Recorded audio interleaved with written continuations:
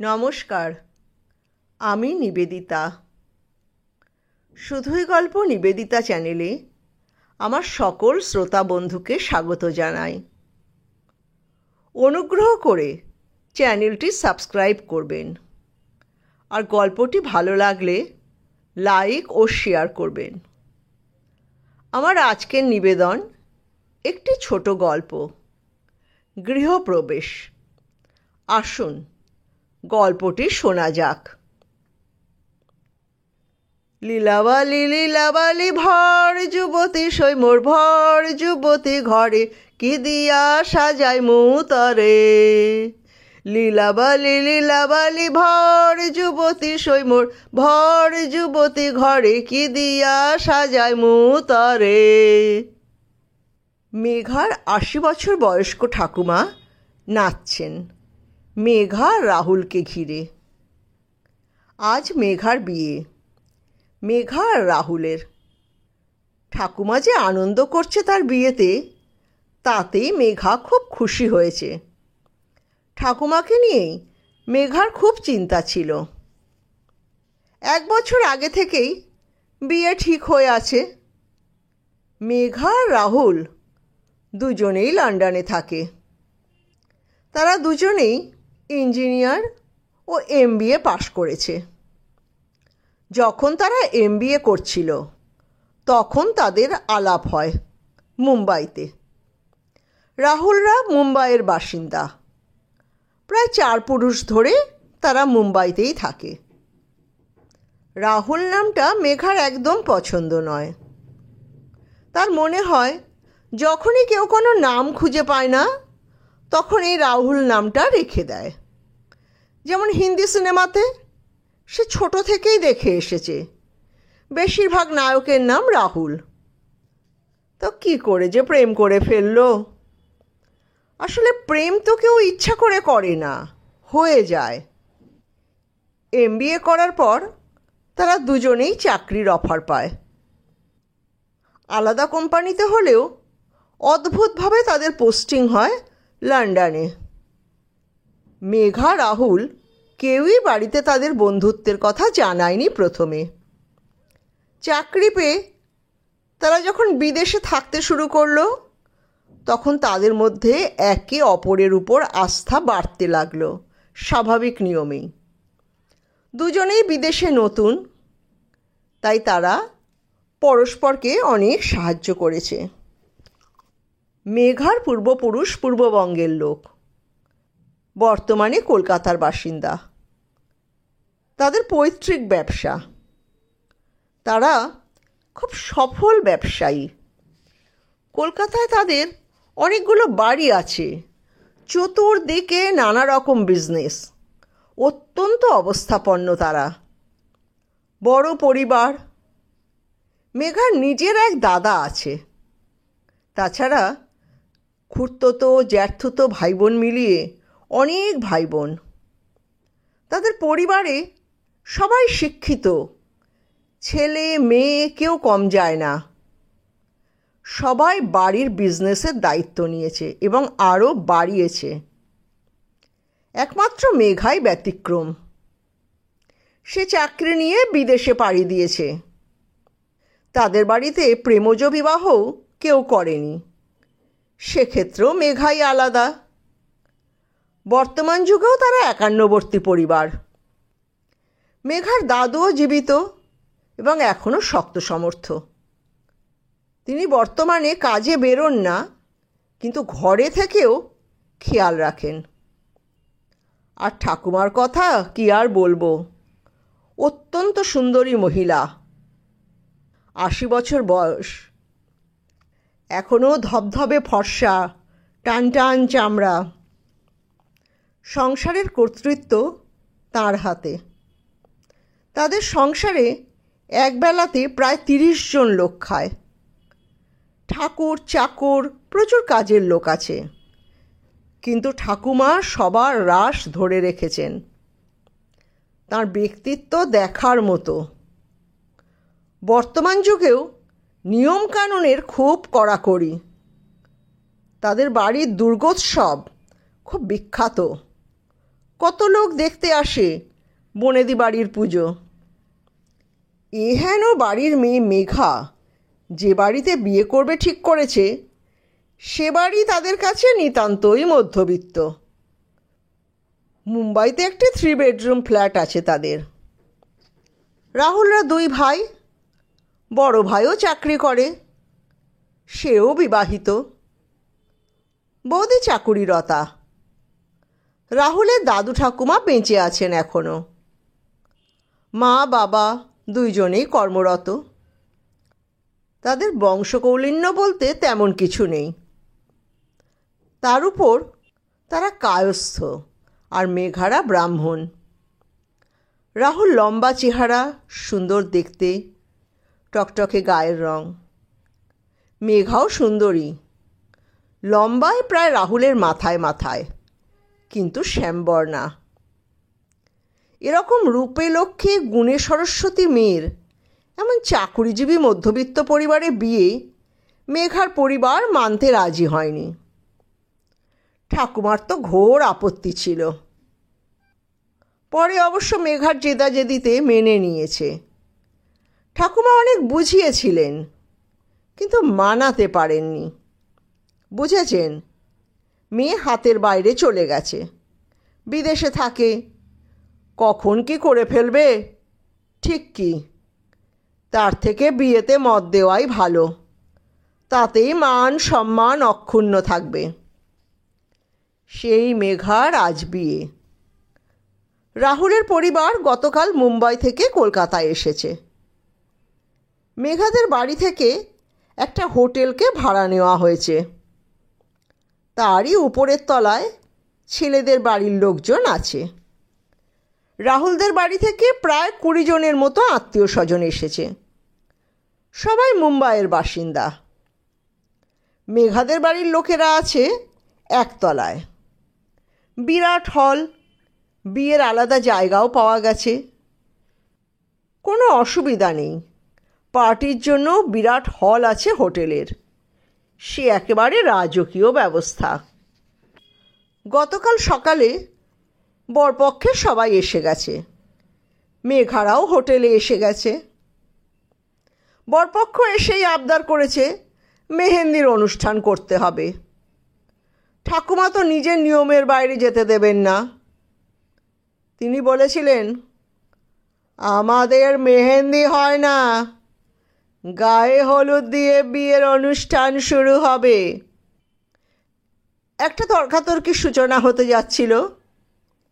মেঘার জ্যাঠামশাই আর জেঠিমা সব মানিয়ে নিলেন। মাকে বুঝিয়ে তাঁরা মেহেন্দির ব্যবস্থা করলেন। আসলে টাকা আর লোকজন থাকলে ব্যবস্থা করতে কোনো অসুবিধা হয় না। সে মেহেন্দির লোকও আসলো, মেঘাও মেহেন্দিতে হাত রাঙালো। বরপক্ষ ফাটিয়ে নাচ গান করলো। মেঘা রাহুলও নাচ করলো। একদম শেষে বরের বাড়ির লোকজন ঠাকুমাকে ঘিরে নাচতে নাচতে গাইতে লাগলো, মেহেন্দি লাগা কে রাখনা, डोली सजा के रखना, लेने तुझे गोरी आएंगे तेरे सजना। ঠাকুমা এই প্রথম অমলিন হেসে উঠলেন। তিনিও রাহুলের সঙ্গে হাত মিলিয়ে নাচতে লাগলেন। মেঘার মন খুশিতে ভরে উঠল ঠাকুমাকে হাসতে দেখে। আজ তার গায়ে হলুদ হবে, শুধু তার নয়, তার আর রাহুলের একসাথেই হবে। প্রথমে রাহুলের হবে, তারপর মেঘার। ডেকোরেটরসের লোকেরা চারিদিকে হলুদ কাপড় দিয়ে সুন্দর করে সাজিয়ে দিয়েছে। স্টেজে 2টো পদ্মফুলের মতো বসার জায়গা, তার মধ্যে তারা দুজনে বসবে। প্রথমে রাহুলের বাড়ির লোকেরা রাহুলের গায়ে হলুদ লাগালো। সেই হলুদ বাটিতে করে পাশে মেঘাদের দিকে এলো। মেঘাদের বাড়ির সকলে হলুদ শাড়ি, হলুদ পাঞ্জাবি পরে সেজেছে। দেখতে খুব সুন্দর লাগছে। মেঘাকে খুব সুন্দর করে সাজানো হয়েছে।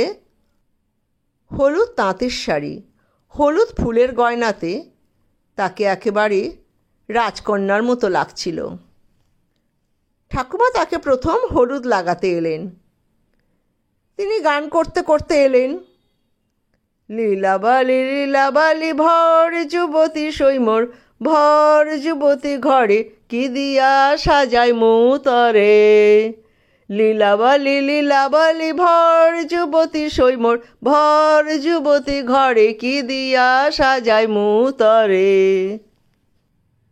তিনি গান করতে করতে এলেন। সবাই তাদের ঘিরে ধরে গাইতে শুরু করলো। রাহুলের বাড়ির লোকেরা বোধহয় এরকম গায়ে হলুদ দেখেনি। তারাও খুব আনন্দ করল। সন্ধ্যা লগ্নে বিয়ে ছিল, তাই তাড়াতাড়ি গায়ে হলুদের পাট মিটিয়ে দিয়ে মেঘাকে স্নান করিয়ে সাজাতে নিয়ে যাওয়া হলো।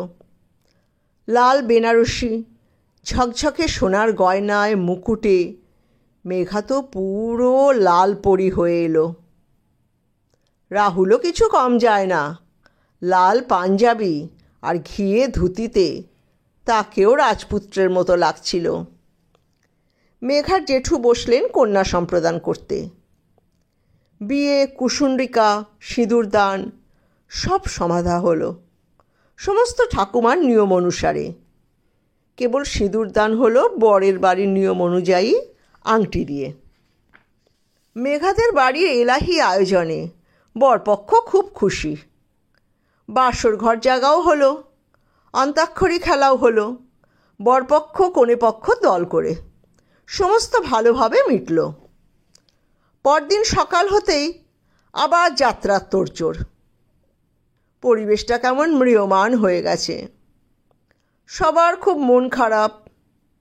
মেঘা চলে যাবে। মেঘা তো কবে থেকে হস্টেল লাইফে আছে, তাও বিয়ের পর তার অন্যরকম মন খারাপ লাগছে। যেন মনে হচ্ছে সে কত দূর চলে যাচ্ছে। তাদের ফ্লাইট সন্ধ্যাবেলা, কিন্তু তাদের তো তাড়াতাড়ি বেরোতে হবে। পুরোহিত মশাই সময় দেখে দিয়েছেন, কখন ভালো সময়। ঠাকুমা তার নড়চড় হতে দেবেন না। তারা খাওয়া দাওয়া করে বেরিয়ে পড়ল। এই প্রথম মেঘা বাড়ি থেকে যাওয়ার সময় জোরে কেঁদে ফেলল। একেই বোধহয় বলে শ্বশুর বাড়ি যাওয়া। 8টা নাগাদ তারা মুম্বাইতে পৌঁছল। বাড়ি যেতে তারপর আরও 2 ঘন্টা, প্রায় 10টা বেজে গেল।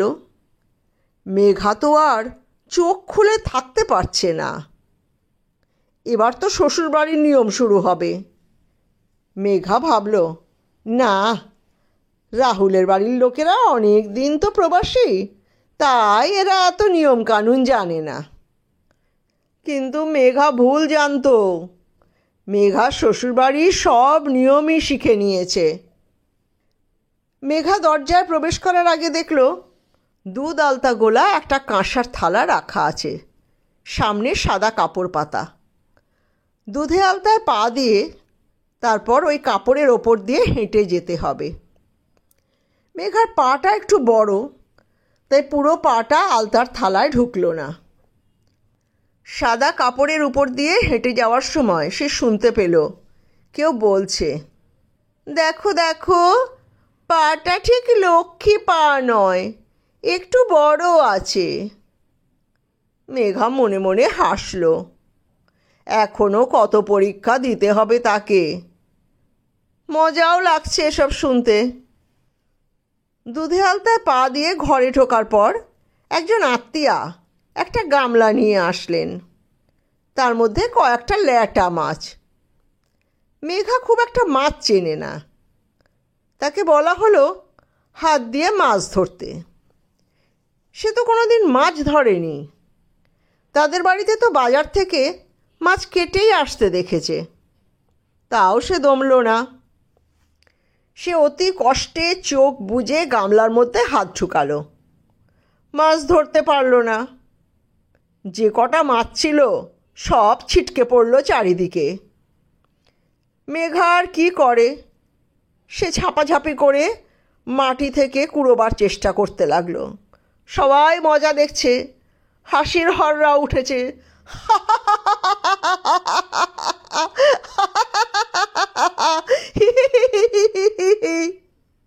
মেঘা লজ্জায় মাথা নিচু করে কোনো রকমে দুটো মাছ ওঠাতে পারল।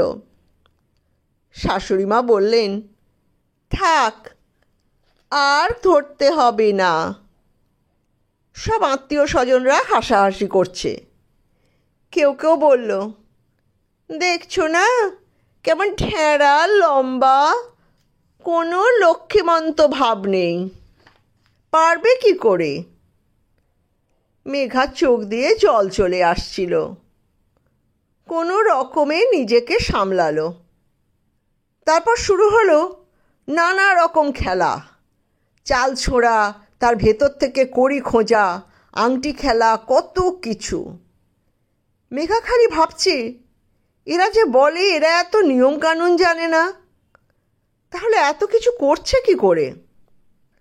হঠাৎ তার কানে এলো, কেউ বলল, রাহুলটা কি ফর্সা, তার সঙ্গে বিয়ে দেবার জন্য এরা একটা কালো মেয়ে কোত্থেকে নিয়ে এলো, বড় চাকরি দেখেই সব মজেছে। মেঘা শুনছে সব, তার তো কিছু বলার নেই। সেই রাত্রিটা তো কোনো রকমে তার জায়ের সাথে শুয়ে কাটল। পরদিন তার বউ ভাত। মেঘা সকালবেলা উঠেই মার কথা মতো স্নান করে নতুন শাড়ি পরেই বসেছিল। শাশুড়িমা আসতেই তাকে প্রণাম করল। শাশুড়ি তো প্রণাম পেয়ে খুব খুশি। তিনি বললেন, চলো মেঘা, তাড়াতাড়ি ব্রেকফাস্ট করে নাও, আজ তোমাদের ভাত কাপড়ের অনুষ্ঠান। নিয়ম মেনে রাহুল তাকে ভাত কাপড় দিল। দিনটা ভালোই কাটল। সন্ধ্যাবেলা তার বউ ভাতের পার্টি আছে। সবাই তৈরি হয়ে তারা রিসেপশন হলে গেল। রাত 12টা নাগাদ বাড়ি ঢুকে আর এক প্রস্থ নিয়ম শুরু হলো। আবার কাপড় জামা ছেড়ে নতুন শাড়ি পরে তারপর মিষ্টি টিষ্টি খেয়ে সে আর রাহুল তাদের ঘরে প্রবেশ করল রাহুলের বৌদির সঙ্গে। বৌদি একটু ঠাট্টা তামাশা করেই বেরিয়ে গেল। মেঘা আর রাহুল খাটের উপর বসল। এবার মেঘার গৃহপ্রবেশ হলো। লীলাবালি লীলাবালি ভর যুবতী সৈমোর, ভর যুবতী ঘরে কি দিয়া সাজাই মুতরে। লীলাবালি লীলাবালি ভর যুবতী সৈমোর, ভর যুবতী ঘরে কি দিয়া সাজাই মুতরে।